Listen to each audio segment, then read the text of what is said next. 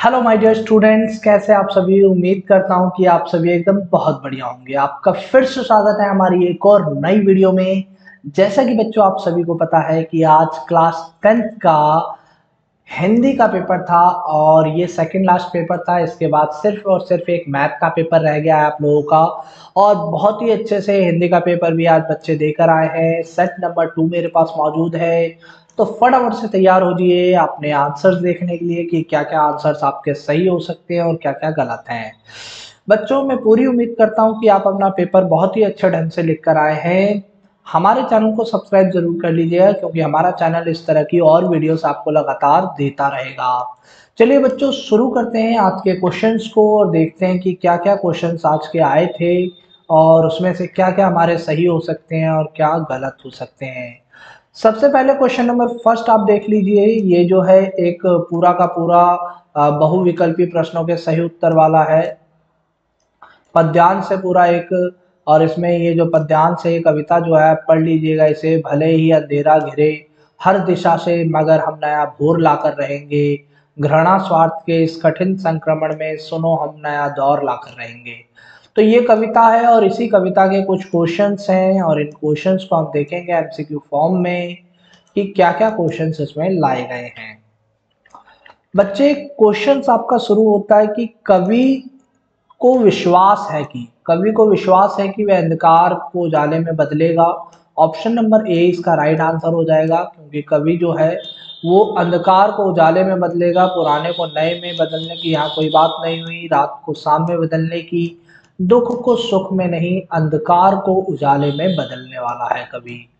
दूसरे प्रश्न की अगर हम बात करें तो जीवन मूल्यों के कमजोर पड़ने का जो कारण है वो है आपका आर्थिक दौड़। यहाँ पर जो इंसान है वो पूरी तरीके से उसके जो जीवन सॉरी बच्चों, जीवन मूल्यों के जो कमजोर पड़ने के जो कारण हैं वो ये है कि इंसान जो है अपनी आर्थिक दौड़ में लगा पड़ा है, रोजमर्रा के जीवन में लगा पड़ा है, कमाई धमाई में लगा पड़ा है। उसे कोई मतलब नहीं है जीवन मूल्यों से, इसलिए जीवन मूल्य क्या हो चुके, कमजोर हो चुके हैं। तीसरे प्रश्न की अगर हम बात करें तो कह रहा है कि भारत की किस विशेषता पर पूरा विश्व गर्व करेगा। भारत जो है एकता की भावना रखता है और एक अहिंसक प्रवृत्ति का भी होता है, पर यहाँ पर कविता के माध्यम से आपको एकता की भावना डालनी है, क्योंकि कवि ने कहा है कि भारत की एकता की भावना पर जो है पूरा विश्व गर्व करता है। अगर हम बात करें क्वेश्चन नंबर 4 की, तो कह रहा है कि किसी का अंधा अनुकरण, अंधानुकरण मतलब होता है अंधा अनुकरण, यानी ब्लाइंडली आप किसी को फॉलो ना करें, ना करके अपने लिए सही मार्ग का चयन करेंगे। ये भाव कविता की किन पंक्तियों में आया है। तो कह रहा है कि भले ही अंधेरा घिरे हर दिशा से, मगर हम नया भोर लाकर रहेंगे। इसमें अंधा अनुकरण की कोई बात नहीं हुई है। घृणा स्वार्थ के इस कठिन संक्रमण में, सुनो हम नया दौर लाकर रहेंगे, इसमें भी ऐसी कोई बात नहीं हुई है। बात हुई है ऑप्शन नंबर सी, भले ही किसी राय जाए जमाना, मतलब कोई भी कुछ भी करता रहे, किसी भी तरह से हम जाए, मगर हम हमेशा जो है अंधा अनुकरण नहीं करेंगे, मगर हम सही राह को थामे रहेंगे। तो ऑप्शन नंबर सी इसका राइट आंसर हो जाएगा क्वेश्चन नंबर 4 के लिए। इससे नीचे अगर जाएं हम पांचवें प्रश्न पे, तो पांचवें प्रश्न में कह रखा है कि कठिन दुर्ग पाखंड के सब ढहेंगे। दुर्ग का मतलब किला होता है, पाखंड का मतलब एक तरीके से अंधविश्वास वगैरह हम कह सकते हैं, इसको कहते हैं। तो इसका option number D right answer हो जाएगा। अंधविश्वास रूपी किलो का क्या होगा, पतन हो जाएगा। तो बच्चों इसका right answer option number D हो जाएगा। पद्यांश दो जो है, आपको इन दोनों में से कोई एक ही पद्यांश करना था। अगर आपने पहला पद्यांश किया है तो आपको दूसरा नहीं करना, और अगर आपने दूसरा पहला नहीं किया है तो इसका मतलब ये है कि आपने दूसरा किया होगा। दूसरा पद्यांश आप भी आप देख लेंगे। सुनता हूं मैंने भी देखा है, काले बादल में रहती चांदी की रेखा है। ये कविता है और इस कविता के माध्यम से आप देख लीजिए कि इससे कौन कौन से क्वेश्चंस बन रहे हैं। इसके जो क्वेश्चंस हैं नीचे बन रहे हैं यहाँ से, और इसमें कहा गया है कि काले बादल यानी समस्याएं हैं, संकट है, ठीक है। और चांदी की रेखा मतलब एक तरीके से आशा की किरण है, ठीक है। ये किनका प्रतीक है, इस प्रश्न का उत्तर देने के लिए नीचे प्रतीकों को पढ़िए। तो काले बादल का मतलब है विपत्तियां, यानी फर्स्ट के लिए ए हो सकता है, ए हो गया, ठीक है। और चांदी की रेखा का मतलब है आशा की किरण, ठीक है, ऑप्शन नंबर सी। तो ये ऑप्शन नंबर सी के साथ चला गया। तो आपका थर्ड ऑप्शन जो है वो राइट आंसर इसमें हो जाएगा। अगर हम इसके सेकंड की बात करें तो सेकंड में कह रहा है स्वतंत्रता प्राप्ति के मार्ग में किस प्रकार के बादल छाए हुए हैं। नीचे दिए गए कारकों को पढ़कर इस प्रश्न का उत्तर देने के लिए उचित विकल्प का चयन करें। स्वतंत्रता प्राप्ति के मार्ग में अगर हम बात करें, जाति देश, यानी स्वतंत्रता प्राप्ति में जाति देश की समस्याएं हैं, जात पात की समस्याएं हैं, अभी भी बटी हुई है, घनघोर घटाओं से इसका कोई मतलब नहीं है, परस्पर वैमनस्य से इसका कोई मतलब नहीं है, पर वैश्व पूरे विश्व में अशांति फैली पड़ी है, यानी वैश्विक अशांति से हमारा अभिप्राय है ए और डी। तो ऑप्शन नंबर 4 इसका राइट आंसर हो जाएगा, ए और डी। आगे बात करें प्रश्न संख्या थर्ड की, तो कह रहा है कैसे वातावरण में आशा की किरण छिप जाती है। आखिर कैसा वातावरण होता है जब आशा की किरण छिप जाती है? जब तेज वर्षा हो, इससे इसका कोई मतलब नहीं है। जब मन निराशा से भयभीत हो, हाँ, जब मन हमारा निराशा से भयभीत हो जाता है तो हम परेशान हो जाते हैं। जब षड्यंत्र रचे जाते हैं, हमारे खिलाफ षड्यंत्र रचे जा रहे हैं, तब भी हम परेशान हो जाते हैं। जब बादल ना छाए तो ये भी गलत है, तो ऑप्शन नंबर बी और सी सही होना चाहिए। तो ऑप्शन नंबर सेकंड में बी और सी सही ऑप्शन दे रखे हैं। क्वेश्चन नंबर 4 की बात करें तो क्वेश्चन नंबर 4 में कहा गया है कि मोर मोरनी द्वारा आंगन में नृत्य प्रस्तुत करने से क्या अभिप्राय है। मोर मोरनी आंगन में नृत्य कब करती हैं? तो इसका मतलब यहाँ पर है कि निराशा के बादल क्या होने लगे, छटने लगे और खुशियों ने दस्तक दे दी है। ऑप्शन नंबर बी जो है आपका राइट आंसर हो जाएगा कि निराशा के बादल छटने लगे हैं और खुशियों ने दस्तक दे दी है, इस वजह से समस्याएं खत्म हो चुकी हैं। पांचवे की बात करें, चांदी की रेखा को सोने की रेखा में कब बदला जा सकता है? चांदी की रेखा को सोने की रेखा में तब बदल सकते हैं जब देश जातियों की एकता हो जाए, यानी जितने भी देश हैं वो जातियों में बटे पड़े हैं, जातियां वगैरह खत्म हो जाए, ये एक हो जाए, तो हम सोने की रेखा इसे कह सकते हैं। आई होप बच्चों आपको ये प्रश्न समझ में आया होगा। हम अपने अगले प्रश्न पर चलते हैं। काफी लेंथी पेपर आया था। क्वेश्चन नंबर 2 जो है आप पद्यांश को देख सकते हैं। वैज्ञानिकों का मानना है कि दुनिया भर में बढ़ते संकट को कम करने के लिए इस तरीके का प्रश्न है, इस तरीके का पैराग्राफ है। मैं पूरा पैराग्राफ नहीं पढ़ूंगा, आप पूरा पैराग्राफ आपने पढ़ रखा होगा। सीधा चलेंगे इसके प्रश्नों पर। कह रहा है आज जैविक खेती की मांग क्यों बढ़ती जा रही है?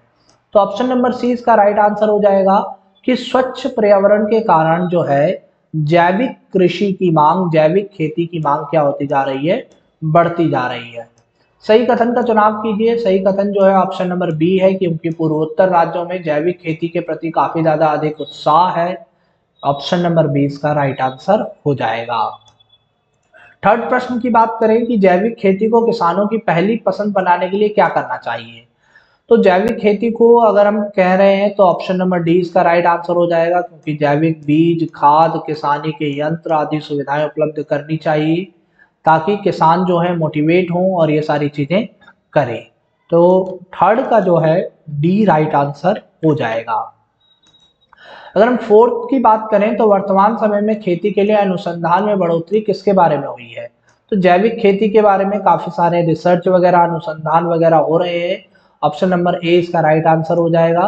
अगर हम पांचवें प्रश्न की बात करें तो पांचवें प्रश्न में कह रहा है किसान कीटनाशकों और रासायनिक खादों का अधिक प्रयोग क्यों करने लगे हैं? सहज उपलब्धता के कारण, दुष्प्रभावों की जानकारी न होने के कारण, अधिक प्रचार प्रसार के कारण, या सस्ती होने के कारण।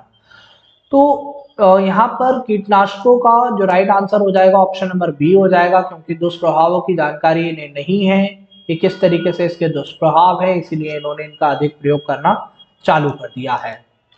प्रश्न संख्या 3 पर आए, जो कि आपके पूरे के पूरे ग्रामर पे रिलेटेड है। यहाँ पर ये कहा गया है कि वाच्य हमें पहचानना है। स्वयं प्रकाश ने अपना बचपन राजस्थान में बिताया, वाक्य किस वाच्य भेद का उदाहरण है? तो यहाँ स्वयं प्रकाश की बात हो रही है, तो कर्ता की बात हो रही है, यानी ऑप्शन नंबर ए कृत वाच्य इसका राइट आंसर हो जाएगा। आगे बढ़े तो आगे कहा गया है कि उनके द्वारा कहानियां रोचक किस्मों किस्सा गोई शैली में लिखी गई है। तो कहानियों को लिखा गया है, यानी कर्म की बात की जा रही है, लिखने की बात की जा रही है, यानी कर्म वाच्य है यहाँ पर। ऑप्शन नंबर 20 का राइट आंसर हो जाएगा। माँ से रोया भी नहीं जाता, अब माँ से रोया नहीं जा रहा है, यानी रोने को बात कर रहा है, रोने के बारे में बात हो रही है कि रोया भी नहीं जा रहा है माँ से, तो एक भाव है, तो इसे ऑप्शन नंबर सी भाववाच्य इसका राइट आंसर हो जाएगा। चौथे प्रश्न पे चलें। चौथे प्रश्न में कहा गया है कि सफर का वक्त काटने के लिए उन्होंने खीरे खरीदे होंगे। कर्म वाच्य में इसे बदलना है, यानी कर्म देखना है। तो सफर का वक्त काटने के लिए उनके द्वारा खीरे खरीदे गए होंगे, ये कर्म है ना, खरीदने की बात की जा रही है। ऑप्शन नंबर ए इसका राइट आंसर हो जाएगा। कह रहा कौन सा वाक्य भाववाच्य का उदाहरण है, तो भाववाच्य का जो है वो ऑप्शन नंबर बी है, उद्धव द्वारा गोपियों को ज्ञान मार्ग का संदेश दिया गया। ठीक है, उसमें कहाँ चढ़ा जाएगा ना, ठीक है, ऑप्शन नंबर 20 का राइट आंसर हो जाएगा। आगे बढ़ते हैं, क्वेश्चन नंबर 4 पे आते हैं। क्वेश्चन नंबर 4 में कहा गया कि मिश्र वाक्य का उदाहरण बताइए। तो ऑप्शन नंबर बी जो है मिश्र वाक्य है, जहां पर दो वाक्य होता है। इस रेखा चित्र की एक विशेषता यह है कि बाल गोविंद भगत के माध्यम से ग्रामीण जीवन की सजीव झांकी देखने को मिलती है। ऑप्शन नंबर बी इसका राइट आंसर हो जाएगा। सेकंड प्रश्न पे आए। सेकंडवें प्रश्न पे कहा गया कि संयुक्त वाक्य का उदाहरण दीजिए। तो ऑप्शन नंबर डी जो है वो संयुक्त वाक्य है, थोड़ी खेतीबाड़ी भी थी और एक अच्छा साफ सुथरा मकान भी था। ऑप्शन नंबर डी जो हो जाएगा हमारा राइट आंसर हो जाएगा। प्रश्न संख्या 3 की बात करें, कह रहा है निम्नलिखित वाक्य का सरल वाक्य क्या होगा। कह रहा है समूचा गांव खेतों में उतर पड़ा है और रोपनी कर रहा है। अगर हम इसके सरल वाक्य की बात करें तो ऑप्शन नंबर 20 का राइट आंसर समूचा गांव खेतों में उतरकर रोपनी कर रहा है। ठीक है, ऑप्शन नंबर 20 का राइट आंसर हो जाएगा। चौथे प्रश्न की बात करें तो यहां पर बताया गया है कि कबीर के सीधे साधे पद थे, उनके कंठ से निकलकर सजीव हो उठते हैं। तो सीधे साधे जो है एक तरीके का क्रिया विशेषण है और आश्रित उपवाक्य है। क्वेश्चन नंबर 5 की बात करें तो क्वेश्चन नंबर 5 में कहा है कि वह कभी झूठ नहीं बोलता है। तो ये विशेषण आश्रित झूठ बोलने की बात हो रही है, विशेषण आश्रित उपवाक्य है। ऑप्शन नंबर डी इसका राइट आंसर है। पांचवें प्रश्न में आपके अलंकार से संबंधित प्रश्न है और जो पहला प्रश्न है वो है जो रहीम गाती दीप की कुल सब कपूत की सोए बारे उजियारा करे बढ़े अंधेरो होए। तो इसमें अतिशयोक्ति अलंकार का इस्तेमाल हुआ है। ऑप्शन नंबर ए इसका राइट आंसर हो जाएगा। प्रश्न संख्या सेकंड में कहा गया सोहत ओढ़े पीठ श्याम सलाने गात, इसमें उत्प्रेक्षा अलंकार ऑप्शन नंबर बी का इस्तेमाल हो रहा है। थर्ड प्रश्न ऊषा सुन ले तीर बरसती, इसमें मानवीकरण अलंकार का इस्तेमाल हुआ है।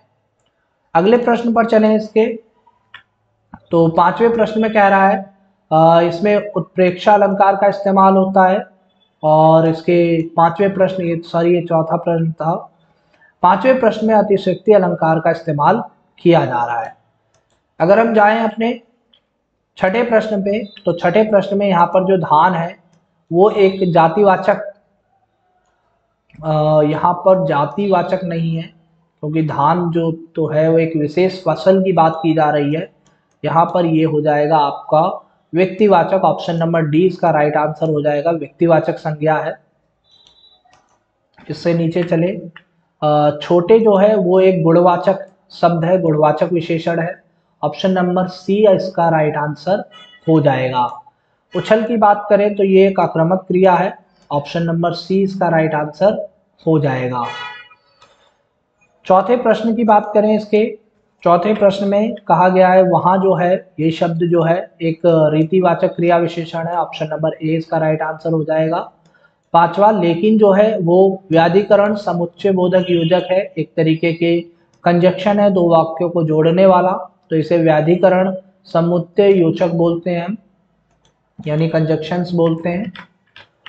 सातवां प्रश्न जो है गद्यांश पर पूरा का पूरा आधारित है। इसमें कहा गया कि किस घटना के आधार पर कहा जा सकता है कि बाल गोविंद भगत प्रचलित सामाजिक मान्यताओं को नहीं मानते थे।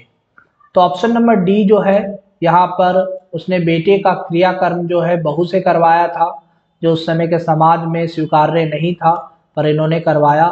शहनाई और डुमराव एक दूसरे के लिए उपयोगी क्यों हैं? क्योंकि डुमराव में उस्ताद बिस्मिल्लाह खां का जन्म हुआ था। ऑप्शन नंबर ए इसका राइट आंसर हो जाएगा। अगले प्रश्न पे चलें इसमें।